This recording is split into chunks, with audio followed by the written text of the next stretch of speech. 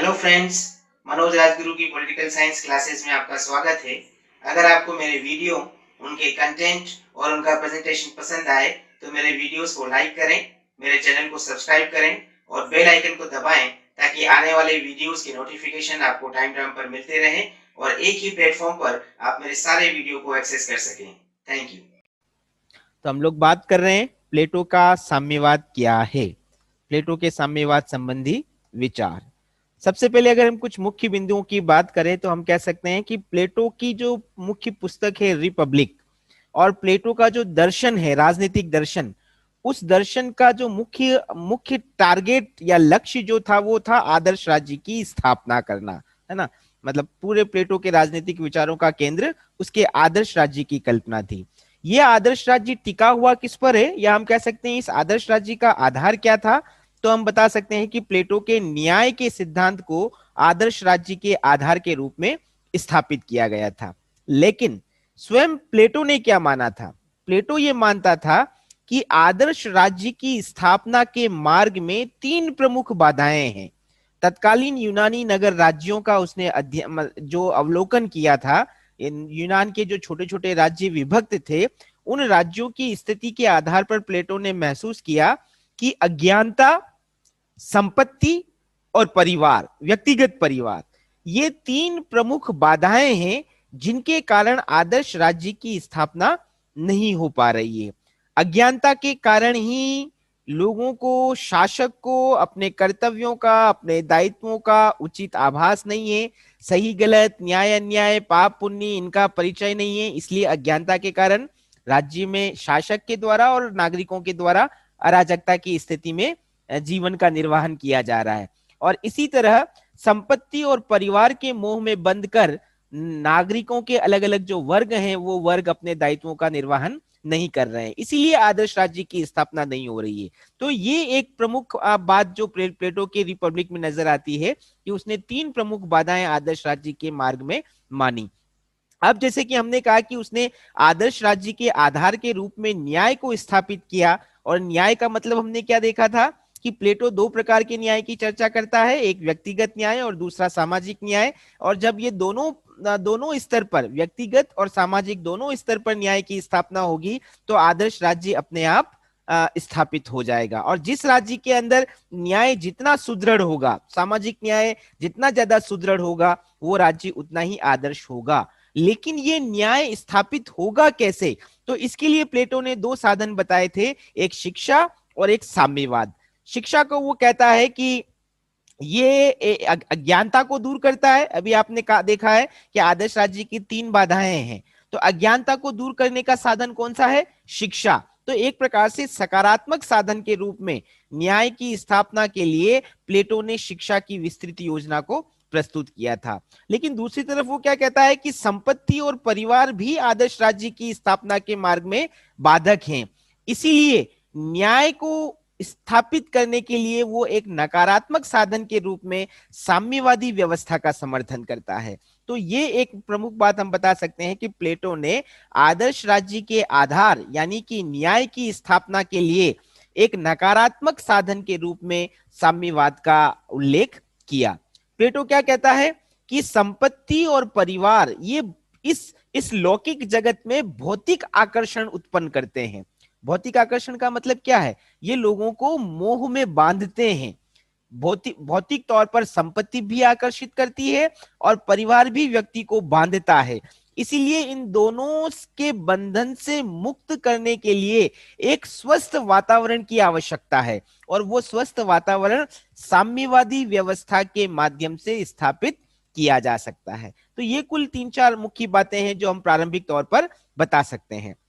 अब अगर हम बात करें कि प्लेटो का ये जो साम्यवादी विचार है, इसकी इसकी प्रेरणा प्लेटो को कहां से मिली, तो हम कह सकते हैं कि प्लेटो का ये साम्यवाद का विचार बहुत ही क्रांतिकारी और विकसित विचार है। क्रांतिकारी इसलिए क्योंकि उसने समाज के एक बड़े वर्ग को, जिसमें दार्शनिक वर्ग और सैनिक वर्ग शामिल है, उसको बहुत ज्यादा परिवर्तित करने का सुझाव अपने इस साम्यवादी व्यवस्था के अंदर उसने दिया। मतलब उसने हम कह सकते हैं कि कुछ मूलभूत जो चीजें हैं उनसे वंचित रखकर उनको कर्तव्यों के प्रति प्रतिबद्ध करने का विचार इस साम्यवादी व्यवस्था में रखा। इसीलिए हम क्या कह रहे हैं कि प्लेटो के ये जो साम्यवादी विचार की अवधारणा है वो क्रांतिकारी अवधारणा है और एक विकसित अवधारणा है, जिसकी प्रेरणा उसको उस तत्कालीन यूनानी समाज से प्राप्त हुई। अब तत्कालीन यूनानी समाज कैसा था, तो हम लोग कुछ एग्जाम्पल दे सकते हैं। जैसे एक छोटा सा नगर राज्य था जिसका नाम था क्रीट, है ना। जैसे हम कहते हैं भारत, पाकिस्तान, चीन, ये नाम है राज्यों के, देशों के। उसी तरह से यूनान में एक छोटा सा नगर राज्य था क्रीट। और क्रीट के अंदर क्या व्यवस्था थी, जो भूमि होती थी वो व्यक्तिगत नहीं होती थी, जिसको हम जैसे अभी कहते हैं ना, ये मेरा खेत है, ये मेरी भूमि है। तो उस समय क्रीट के अंदर व्यक्तिगत स्वामित्व वाली भूमि नहीं हुआ करती थी। जो भी राज्य की भूमि थी उस पर सामूहिक स्वामित्व होता था। मतलब निजी या व्यक्तिगत स्वामित्व का भूमि पर कोई स्थान क्रीट नगर राज्य के अंदर नहीं था। इसी तरह से स्पार्टा एक और नगर राज्य था। आपने शिक्षा योजना में हमने देखा था, स्पार्टा की शिक्षा योजना से भी प्लेटो ने प्रेरणा ग्रहण की। उसी तरह से स्पार्टा के अंदर एक व्यवस्था थी कि जो भी किसान फसल का उत्पादन कर रहा था उसे अपनी निजी फसल का एक हिस्सा राज्य को देना पड़ता था, और राज्य उस फसल को जो सार्वजनिक भोजनालय चल रहे थे उनके लिए यूज में लाता था। यानी कि हर किसान को बाध्यता अपनी फसल का एक हिस्सा अपनी इच्छा से राज्य को समर्पित करना पड़ता था। एक तो ये। दूसरी बात हम लोगों ने ये भी पढ़ी थी कि स्पार्टा के अंदर सैन्य शिक्षा को ज्यादा बल दिया गया था। तो वही चीज यहां पर देख सकते हैं कि स्पार्टा के अंदर बच्चों को राज्य के नियंत्रण में ले लिया जाता था। एक निश्चित आयु पूरी करने के बाद बच्चों पर अभिभावकों का नियंत्रण नहीं रहता था, बल्कि राज्य का नियंत्रण रहता था, और राज्य के द्वारा उन्हें सैन्य शिक्षा प्रदान करके राज्य के प्रति समर्पित किया जाता था। तो यहाँ पर भी बच्चों को हम कह सकते हैं कि राज्य के द्वारा अधिग्रहित कर लिया जाता था। निजी स्वामित्व परिवार पर एक रूप में स्पार्टा के अंदर प्रचलित नहीं था।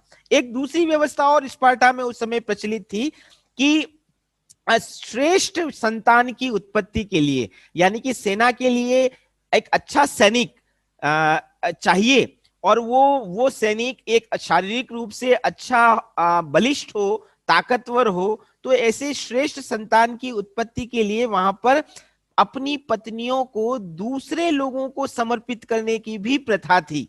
मतलब एक व्यक्ति की पत्नी पर उसका व्यक्तिगत स्वामित्व नहीं था, बल्कि वो राज्य के हित में श्रेष्ठ संतान की उत्पत्ति के लिए पत्नियों को दूसरों को भी उसको देना होता था। ये प्रथा भी स्पार्टा में प्रचलित थी। तो इससे भी प्लेटो की साम्यवादी व्यवस्था को प्रेरणा प्राप्त हुई।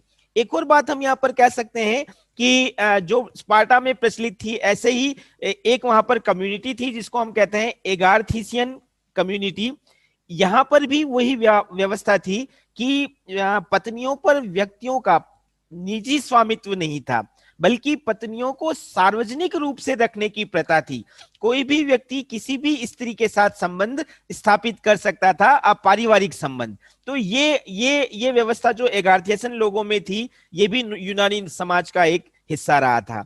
इसी तरह से एक और कम्युनिटी थी जिसको पाइथागोरस मंडली कहा जाता है।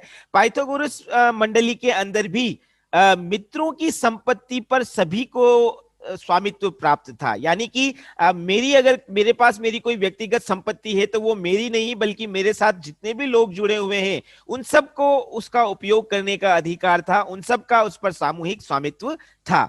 इसी तरह से एक और यूरोपीडीज कमिटी की हम बात कर सकते हैं, कम्युनिटी की बात कर सकते हैं। उसमें भी पत्नियों के साम्यवाद, यानी कि जो अभी हम थोड़ी देर बाद देखेंगे कि परिवार व्यक्तिगत नहीं होकर पत्नियां सार्वजनिक रूप से रखी जाएगी, तो ये व्यवस्था यूरोपीडीज के कम्युनिटी के अंदर भी प्रचलित थी। तो यूनान के अलग अलग राज्यों, अलग अलग समुदायों के अंदर तत्कालीन समय में, प्लेटो के समय में जो व्यवस्था प्रचलित थी, वही प्लेटो की साम्यवादी व्यवस्था का प्रेरणा स्रोत बना। तो ये एक और बात हम यहां पर बता सकते हैं। अब इसी साम्यवादी व्यवस्था की कुछ मुख्य बातों पर अगर और हम चर्चा करें तो हम क्या कह सकते हैं कि प्लेटो का साम्यवाद न्याय की पूरक व्यवस्था है। न्याय की पूरक व्यवस्था का मतलब क्या है कि हर व्यक्ति अगर अपना काम करेगा, है ना, उसके प्रधान गुण के आधार पर, प्लेटो 3 प्रधान गुण बताता है, क्षुधा, साहस और विवेक।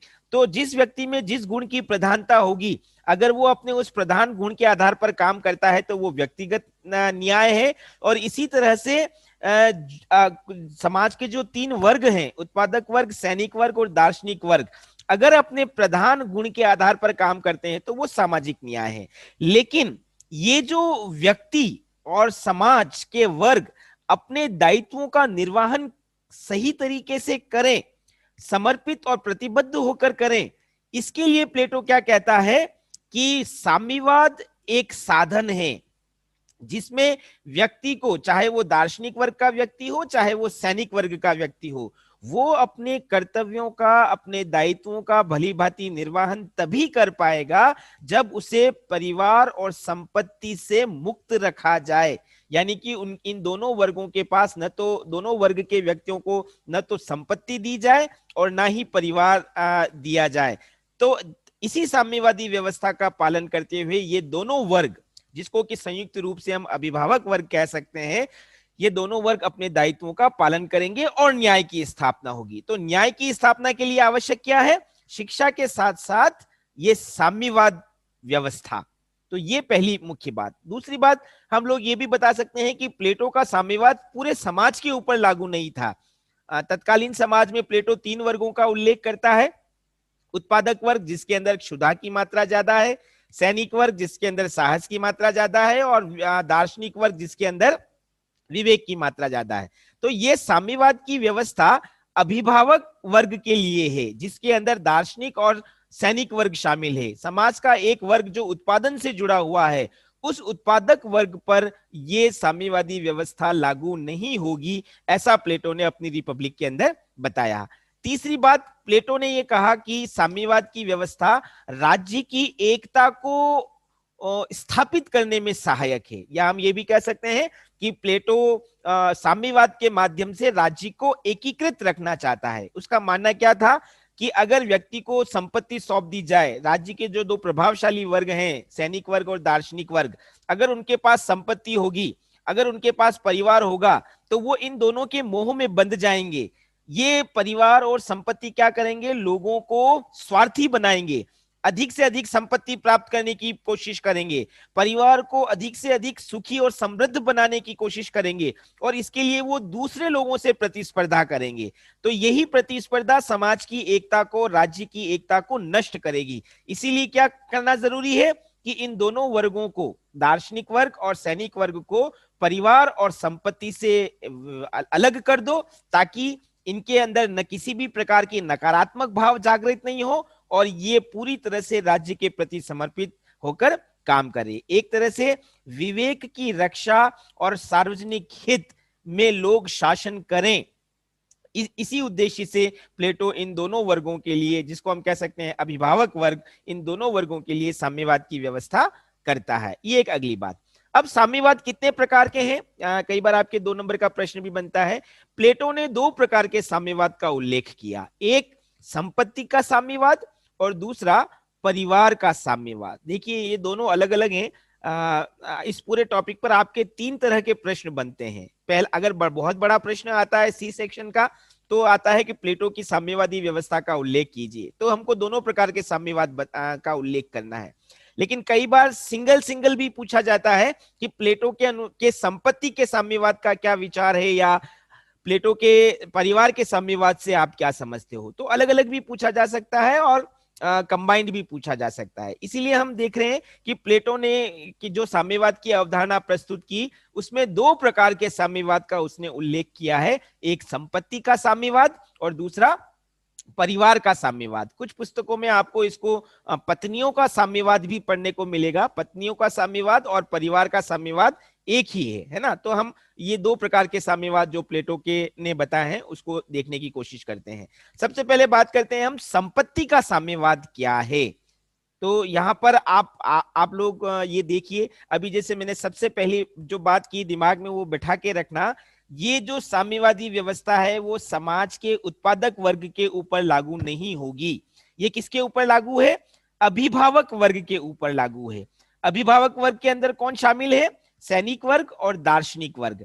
इसीलिए इन दोनों वर्गों के लिए प्लेटो सबसे पहले क्या बात करता है कि ये दोनों वर्ग अतिरिक्त संपत्ति का अर्जन नहीं करेंगे। अतिरिक्त संपत्ति के अर्जन का मतलब इनको अपने जीवन यापन के लिए जितनी संपत्ति चाहिए ये केवल उतनी ही संपत्ति अपने पास रखेंगे। उसके अलावा इनको अपने पास अपनी निजी संपत्ति रखने की आज्ञा, अनुमति नहीं होगी। ये एक सबसे बड़ी बात। दूसरी बात, इन इन इन दोनों वर्गों के लोग, जितने भी लोग हैं, उनके घर और उनके भंडारण, भंडारण मतलब उनके पास जितना भी जो कोष है, जैसे अभी हमने कहा वो उनका व्यक्तिगत नहीं है, इसीलिए उनका आवास और उनके भंडारण वो सभी लोगों के लिए खुले रहेंगे, यानी कि सभी लोग उनका उपयोग कर सकते हैं। क्यों? क्योंकि इन दोनों पर उनका व्यक्तिगत स्वामित्व नहीं है। इसी को आगे बढ़ाते हुए प्लेटो और क्या कहता है, ये जितने भी आभूषण हैं, सोना चांदी, इनका प्रयोग करना, इनको स्पर्श करना और इनका संग्रह करना इन दोनों वर्गों के लिए, सैनिक और दार्शनिक दोनों वर्गों के लिए अवैध होगा, अपराध होगा, है ना। तो ये एक और अगली बात जो संपत्ति के साम्यवाद में हम बता सकते हैं। इन तीन प्रावधानों के आधार पर, यानी कि व्यक्ति जीवन यापन के लिए आवश्यक धन ही अपने पास रखेगा, उनके आवास और भंडारण सभी के लिए खुले रहेंगे, और इन्हें स्वर्ण आभूषण जैसी जो संपत्ति है उनका प्रयोग, स्पर्श और उनका संग्रह करना उनके लिए अवैध रखा गया है। इस व्यवस्था के माध्यम से प्लेटो क्या करता है, व्यक्तिगत जीवन में और नागरिक जीवन में नगर राज्य की रक्षा करने का प्रावधान करता है। क्यों? क्योंकि जब व्यक्ति को संपत्ति का रखने का अधिकार ही नहीं होगा तो संपत्ति के प्रति उसका मोह ही नहीं होगा, और संपत्ति के प्रति जब मोह नहीं होगा तो वो कर्तव्यनिष्ठ होकर राज्य के प्रति उसके जो भी दायित्व हैं उन दायित्वों का निर्वहन वो अच्छी तरह से करेगा। तो ये संपत्ति के साम्यवाद का एक अर्थ हम बता सकते हैं। अच्छा, एक दूसरी बात यहां पर हम और करते हैं जो आपको इस बॉक्स में नजर आ रही होगी। कार्ल मार्क्स का नाम आपने सुना है ना। कार्ल मार्क्स ने मार्क्सवाद या जिसको हम कहते हैं साम्यवादी विचारधारा को प्रस्तुत किया। आधुनिक काल के अंदर साम्यवादी विचारधारा जिस रूप में हमारे सामने प्रचलित है वो साम्यवाद प्लेटो के इस संपत्ति के साम्यवाद से बिल्कुल अलग है। कैसे अलग है कि आप लोगों ने फर्स्ट ईयर के अंदर पढ़ा है मार्क्सवाद या जिसको हम साम्यवाद भी देख रहे हैं, है ना। तो कार्ल मार्क्स ने क्या किया था, उसने समाज के अंदर दो प्रकार के वर्ग बताए आर्थिक स्थिति के आधार पर, एक संपन्न वर्ग और दूसरा विपन्न वर्ग। विपन्न वर्ग जिनकी संख्या अधिक है, जिनके पास कुछ भी नहीं है, जिसको वो हैव्स नॉट कहता है, और संपन्न वर्ग जो जिनकी संख्या कम है लेकिन जितने भी उत्पादन के साधन है उन सब पर अधिकार उस संपन्न वर्ग का है जिसकी संख्या कम है। तो समाज के अंदर एक आर्थिक असमानता की जो स्थिति उत्पन्न हुई है उसी को खत्म करने के लिए प्लेटो क्या कहता, कार्ल मार्क्स क्या कहता है, साम्यवादी व्यवस्था स्थापित होनी चाहिए जहां पर वर्ग नहीं रहेंगे, आर्थिक रूप से सभी लोग समान रहेंगे, है ना। तो ये बात कार्ल मार्क्स के द्वारा की गई थी। वो सामूहिक स्वामित्व की बात करता है आर्थिक असमानता के अंत के लिए। लेकिन प्लेटो क्या कहता है, प्लेटो ये कहता है कि साम्यवादी व्यवस्था में स्वामित्व तो होगा ही नहीं, ये जो अभिभावक वर्ग है इसमें जो दार्शनिक और सैनिक वर्ग है इन लोगों को अपने पास किसी भी प्रकार की संपत्ति नहीं रखनी है बल्कि संपत्ति का पूरी तरह से त्याग करना है। तो ये एक बहुत महत्वपूर्ण बात है। आधुनिक साम्यवाद के अंदर सामूहिक स्वामित्व की बात की गई है, लेकिन प्लेटो के साम्यवाद में अभिभावक वर्ग के लिए संपत्ति के पूरी तरह से त्याग की बात की गई है। तो ये एक अंतर हम बता सकते हैं। अब हम बात करें, प्लेटो ने ये संपत्ति का जो साम्यवाद की अवधारणा प्रस्तुत की, इसका आधार क्या है, क्या सोच थी प्लेटो की संपत्ति के साम्यवाद के पीछे। तो तीन आधारों की हम चर्चा कर सकते हैं। सबसे पहले हम बात करते हैं दार्शनिक आधार की। प्लेटो क्या कहता है कि सोच, दर्शन, है ना। प्लेटो ये मानता है कि संपत्ति वासना का प्रतीक होती है। वासना यानी कि मोह, लोभ का प्रतीक है। और अगर व्यक्ति के पास संपत्ति है, आप लोग खुद अभी सोच सकते हो कि हमारे जेब में अगर 100 रुपए हैं तो हम क्या चाहते हैं, इस 100 रुपए में हम क्या अच्छी अच्छी चीजें खरीद सकते हैं, कैसे अपने जीवन को और अच्छा बना सकते हैं। अगर हमारी जेब में 1000 रुपए आ गए तो हम उस 1000 रुपए के अनुसार अपने अपने खर्चों को निर्धारित करेंगे। अगर हमारी जेब में 50,000 आ गए तो उसके अनुसार हम, यानी कि संपत्ति जो है वो व्यक्ति में भोग की प्रवृत्ति को बढ़ाती है।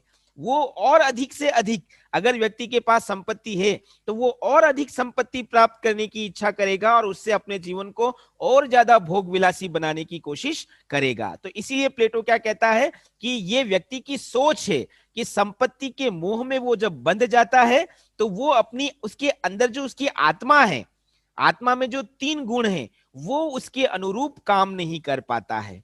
तो इसीलिए उसने संपत्ति को दार्शनिक आधार पर व्यक्ति से पृथक करने की बात कही। व्यक्ति मतलब अभिभावक वर्ग के व्यक्ति की।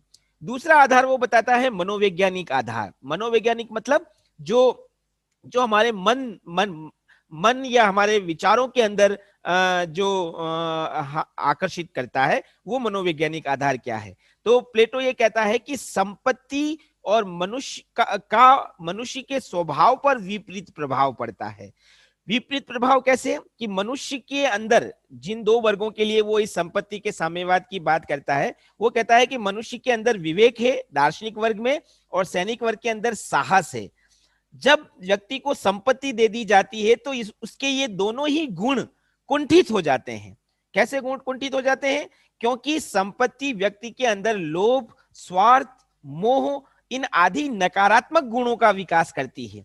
और जब ये नकारात्मक गुण विकसित होते हैं तो व्यक्ति के अंदर ये जो आत्मा के 3 गुण हैं, ये तीनों गुण जो उसके मानव स्वभाव का हिस्सा है, ये प्रभावित हो जाते हैं। उसके मन के विचारों के अनुकूल ये तीनों ये जो संपत्ति है वो विपरीत प्रभाव डालती है और वो व्यक्ति अपने आत्मा के गुण के अनुरूप काम नहीं कर पाता। तो मनोवैज्ञानिक आधार पर भी कह सकते हैं कि संपत्ति का साम्यवाद जो है वो सही नहीं है।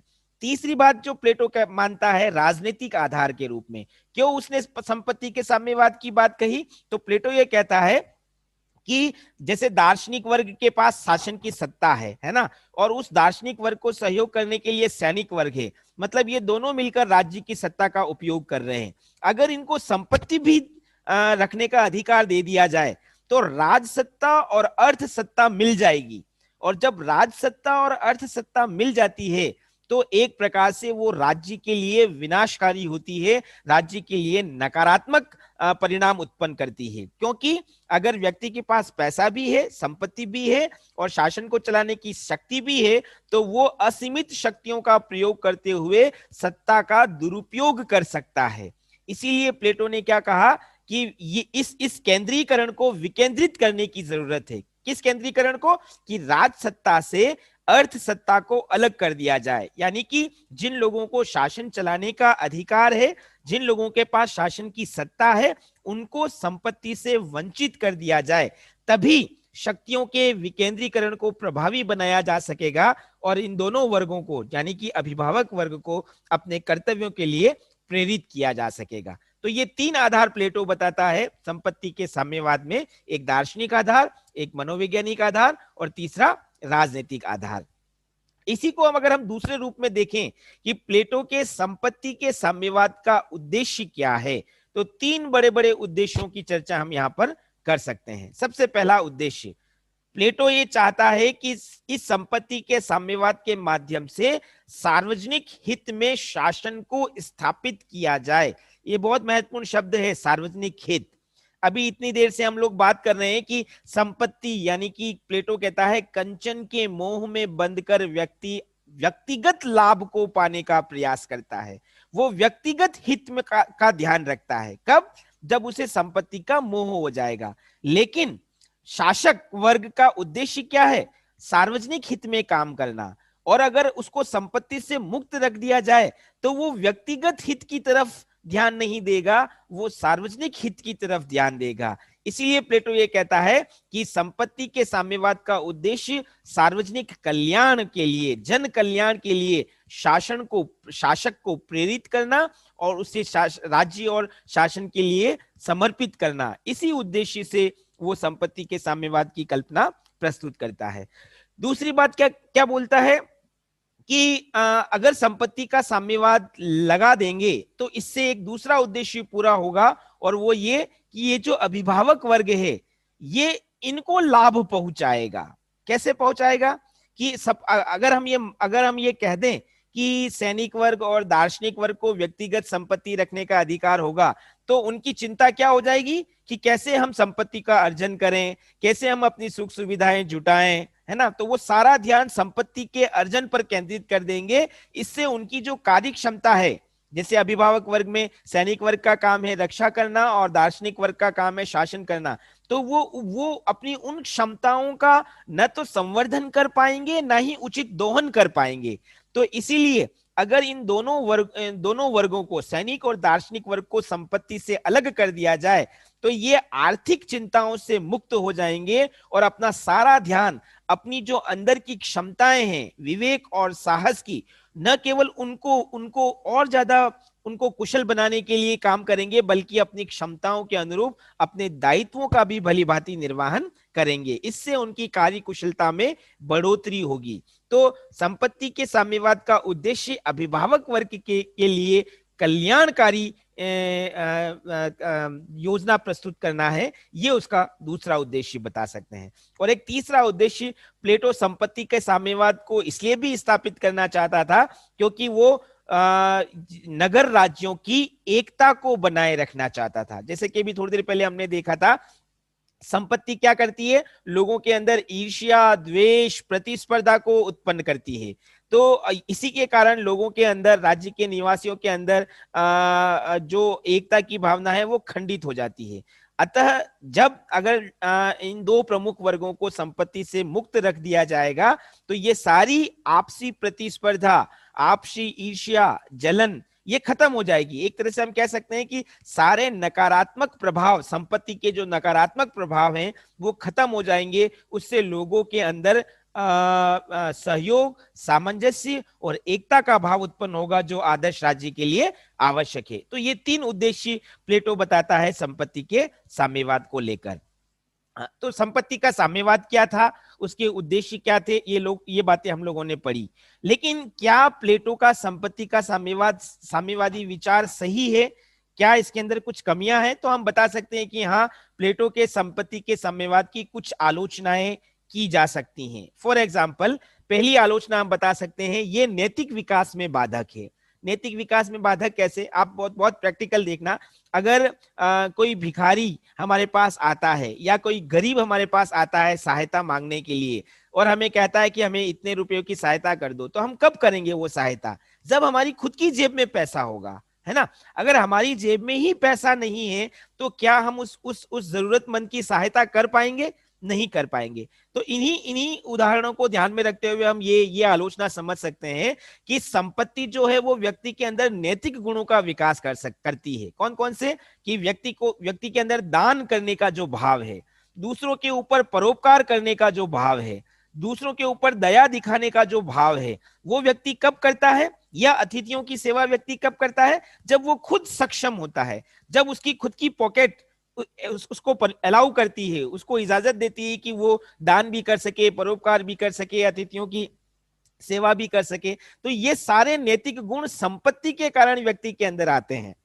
लेकिन प्लेटो का संपत्ति का साम्यवाद अभिभावक वर्ग को संपत्ति से जब पूरी तरह से मुक्त कर देता है तो अभिभावक वर्ग के लोगों में न तो हम ये कल्पना कर सकते हैं कि ये न तो दान करने का भाव आएगा, न परोपकार करने का भाव आएगा, न ही वो अतिथियों की सेवा करने का भाव अपने अंदर विकसित कर सकते हैं। एक प्रकार से ये नैतिक संपत्ति का साम्यवाद नैतिक विकास में बाधक बन जाता है। ये पहली आलोचना। दूसरी आलोचना क्या की जाती है? कुछ आलोचक कहते हैं कि प्लेटो का संपत्ति का साम्यवाद अमनोवैज्ञानिक है ना। हालांकि प्लेटो ने मनोवैज्ञानिक आधार के रूप में क्या कहा था कि संपत्ति जो है वो लोभ, मोह जैसे नकारात्मक विचार उत्पन्न करती है जो कि मानव स्वभाव के प्रतिकूल है। इसी मनोविज्ञान को आधार बनाकर आलोचक क्या कहते हैं कि प्लेटो का संपत्ति का साम्यवाद अमनोवैज्ञानिक है, क्योंकि जब हम जॉन लॉक की बात करते हैं तो जॉन लॉक संपत्ति को एक प्राकृतिक अधिकार के रूप में स्थापित करता है ना, जो व्यक्ति को स्वतः प्राप्त होता है। इतिहास भी इस बात का साक्षी है। मनुष्य समाज का इतिहास या मानव का अनुभव ये प्रमाणित करता है कि संपत्ति और व्यक्ति के बीच में एक अभिन्न लगाव, अभिन्न जुड़ाव है। संपत्ति व्यक्ति को प्रेरित करती है काम करने के लिए। सपोज करो आज मुझे ये कह दिया जाए कि आपको एक बंद कमरे में रखा जाएगा, आपको 24 घंटे काम करना है, उसके बदले में आपको केवल भोजन मिलेगा, पहनने को कपड़ा मिलेगा और कुछ नहीं। तो मैं कितने समय तक काम करूंगा? नहीं करूंगा। क्यों? क्योंकि मुझे पता है कि मेरी मेहनत का लाभ मुझे मिलने ही वाला नहीं है। ये संपत्ति मुझे आत्मिक संतोष प्रदान करती है कि मेरे काम का परिणाम मुझे मिल रहा है। लेकिन संपत्ति के साम्यवाद के तहत इस प्रकार का परिणाम, इस प्रकार का लाभ व्यक्ति को जब नहीं मिलता है तो वो संपत्ति व्यक्ति को हतोत्साहित करती है। इसीलिए आलोचक क्या कहते हैं, ये मानव मन के मनोविज्ञान के अनुरूप नहीं है। तीसरी आलोचना कुछ आलोचक करते हैं कि प्लेटो का ये संपत्ति का साम्यवाद राज्य की एकता को खतरे में पहुंचाता है। कैसे? अब आप यहां पर देखो कि जो बात कार्ल मार्क्स ने कही थी कि समाज के अंदर दो वर्ग हैं, हैव्स और हैव्स नॉट। हैव्स का मतलब जिनके पास संपत्ति है और हैव्स नॉट का मतलब जिनके पास संपत्ति नहीं है। इसी प्रकार की कल्पना प्लेटो के संपत्ति के साम्यवाद में भी नजर आती है। वो क्या कहता है, उत्पादक वर्ग को तो संपत्ति रखने का अधिकार होगा, लेकिन जो अभिभावक वर्ग है, सैनिक और दार्शनिक, उनको संपत्ति रखने का अधिकार नहीं होगा। तो अगर ये व्यवस्था क्रियान्वित हो जाती है तो प्लेटो के समाज में जो आदर्श राज्य का जो समाज है उसके अंदर फिर दो वर्ग बन जाएंगे, एक संपन्न वर्ग और एक विपन्न वर्ग। संपन्न वर्ग कौन होगा? उत्पादक वर्ग, जिसके पास निजी संपत्ति या भूमि या दूसरी संपत्ति पर स्वामित्व होगा। लेकिन जो अभिभावक वर्ग है वो विपन्न हो जाएगा क्योंकि उनके पास संपत्ति होगी ही नहीं। तो ये जो दो अलग अलग वर्ग हो जाएंगे, इन दोनों वर्गों में प्रतिस्पर्धा होगी, संघर्ष होने की प्रबल संभावना रहेगी, क्योंकि संपत्ति एक प्रकार से अभिमान उत्पन्न करेगी संपन्न वर्ग के बीच में, एक प्रकार से हीन भावना विपन्न वर्ग में उत्पन्न करेगी, और यही अभिमान और हीनता की भाव इन दोनों वर्गों के बीच में संघर्ष का कारण बनेगी, जिससे राज्य की एकता प्रभावित होगी। तो कहने का मतलब, प्लेटो ये कहता है कि राज्य की एकता को स्थापित करने में संपत्ति सहायक बनेगी, लेकिन आलोचक ये कहते हैं कि ये संपत्ति का साम्यवाद राज्य में टकराव का कारण बनेगा दो वर्गों के बीच में।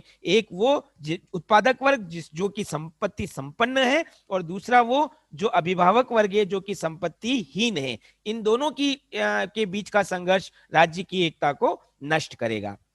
चौथी आलोचना कुछ आलोचक कहते हैं कि ये अर्ध साम्यवाद है। अर्ध का मतलब आधा।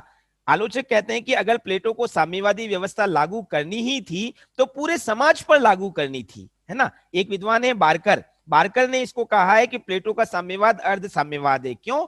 क्योंकि ये समाज का एक हिस्सा जो कि उत्पादक वर्ग है उसके ऊपर लागू नहीं हो रहा है। ये किस पर लागू हो रहा है?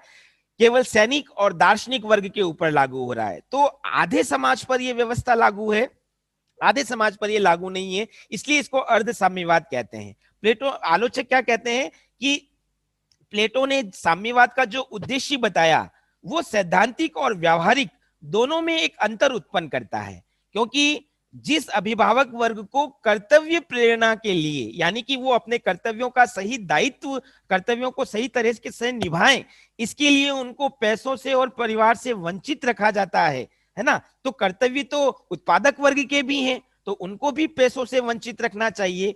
तो केवल कर्तव्य प्रेरणा के लिए एक वर्ग को संपत्ति देना और दूसरे वर्ग को संपत्ति से वंचित रखना ये उचित नहीं है। इसीलिए बारकर जैसे विद्वान इसको अर्ध साम्यवादी व्यवस्था कहते हैं। फिर अगली बात, आलोचक यह भी कहते हैं कि प्लेटो का संपत्ति का साम्यवाद समाज के विकास में बाधक है। कैसे बाधक है? कि संपत्ति समाज में सकारात्मक प्रतियोगिता को जन्म देती है। इस बात को आप समझने की कोशिश करना कि अगर आज मेरे पास पैसा है ना, मैं समाज का एक व्यक्ति हूं, मेरे पास पैसा है और मेरी जरूरतों से ज्यादा मेरे पास अगर धन संपत्ति है, तो मैं उसका पैसा समाज के वेलफेयर के लिए भी करूंगा, समाज के डेवलपमेंट के लिए भी करूंगा, है ना। अगर मेरे पास पैसा ही नहीं है तो मैं क्या काम करूंगा? तो सामाजिक हित के कार्य व्यक्तिगत संपत्ति से उत्पन्न होते हैं, है ना। व्यक्ति का और समाज का उत्थान व्यक्तिगत संपत्ति पर निर्भर करता है। लेकिन जब व्यक्ति को इस प्रकार की संपत्ति दी ही नहीं जाएगी, समाज के एक वर्ग को जो कि दार्शनिक और सैनिक वर्ग है, जब उनके पास इस तरह की संपत्ति होगी ही नहीं, तो उनके अंदर उत्साहहीनता आ जाएगी। वो नीरस होकर काम करेंगे, वो उदासीन होकर काम करेंगे। और जब व्यक्ति उदासीन हो जाएगा, नीरस हो जाएगा, उसमें किसी भी प्रकार का उत्साह नहीं होगा, तो वो व्यक्ति न तो अपना कल्याण कर सकता है और न ही समाज का कल्याण कर सकता है। इसलिए आलोचक क्या कहते हैं कि प्लेटो के संपत्ति का साम्यवाद समाज के विकास में बाधक है।